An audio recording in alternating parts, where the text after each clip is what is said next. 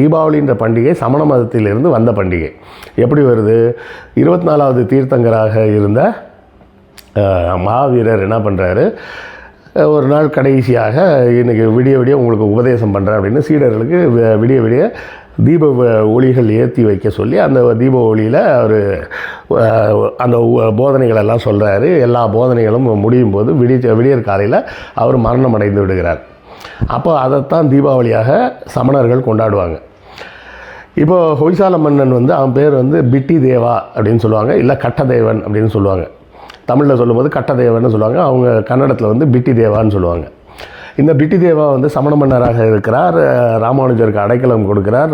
கொஞ்சம் காலம் அவரோடு பழக இவர் சரிங்க அப்போ நான் உங்கள் வைணவ மதத்துக்கு வந்துடுறேன்னு அவர் ஸ்ரீ வைஷ்ணவத்துக்கு மாறிடுறார். அவர் ஸ்ரீ வைஷ்ணவத்துக்கு மாறின உடனே ஒரு சட்டம் போட்டு நாடு ஃபுல்லாக எல்லோரும் வைணவ மதத்துக்கு மாறுங்கன்னு சொல்லிட்டார். இது இயல்பான ஒரு விஷயம். இப்போ இந்த இயல்பான ஒரு விஷயம் எப்படி மாறுதுன்னா, நீங்கள் பண்டிகையை மாற்ற முடியாது, மதத்தை மாற்றிடலாம். இவர் சமண மதத்துலேருந்து வைணவ மதத்துக்கு மாறிட்டார். மாறி தான் பேரெல்லாம் மாற்றிக்கிட்டார், விஷ்ணுவர்தன் பேரெல்லாம் மாற்றிக்கிட்டார். மக்களும் எல்லோரும் மாறிட்டாங்க. ஆனால் பண்டிகைகளை நீங்கள் நிப்பாட்ட முடியாது.